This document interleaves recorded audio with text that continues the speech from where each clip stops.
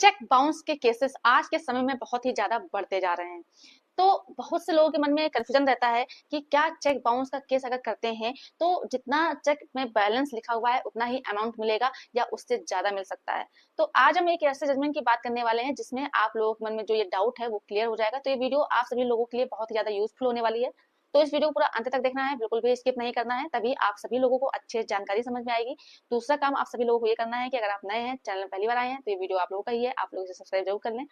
साथ में ही bell icon जरूर दबा दें जिससे कि हम जो भी नए अपडेट डालें उसका नोटिफिकेशन आप लोगों के पास आता रहे और आप लोग जानकारी प्राप्त करते रहें। तो आज हम जिस जजमेंट की बात करने वाले हैं उस जजमेंट का टाइटल है doctor Purushottam Reddy and others versus के सतीश, जो कि 1 अगस्त 2008 का जजमेंट है, जो कि ऑनरेबल सुप्रीम कोर्ट का जजमेंट है। आप लोग बता दें कि आप लोगों ने अक्सर देखा होगा कि आप लोग जब चेक बाउंस का केस डालते हैं तो जो अमाउंट मिलता है वो जो चेक में भरा होता है उतना ही मिलता है। लेकिन आप लोगों को ये मालूम होना चाहिए, अगर आप लोगों को नॉलेज है तो जितना अमाउंट लिखा हुआ है उससे आप ज्यादा अमाउंट प्राप्त कर सकते हैं। तो अब हम बात करने वाले हैं कि मान लीजिए कि आपके बीच और आपके सामने जिससे आपने पैसा लिया है या दिया है, आप दो लोगों के बीच में कोई लेन देन हुआ है और आपने जो लेन देन किया है उसके लिए आपके पास सबूत है, ठोस सबूत है प्रूफ करने के लिए, और आपने लेन देन जब किया उसके बाद पैसे की डिमांड की तो उसने जो आरोपी है आपको चेक एक काट करके दे दी।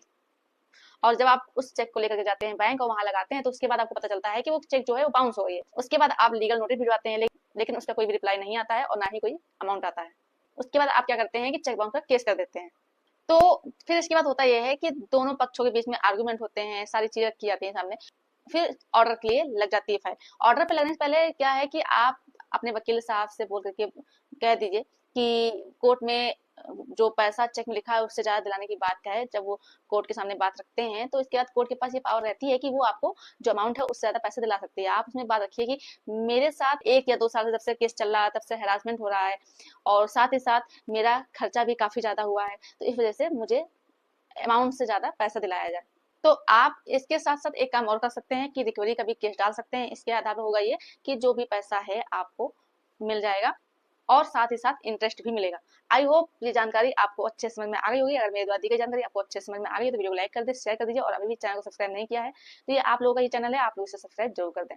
धन्यवाद।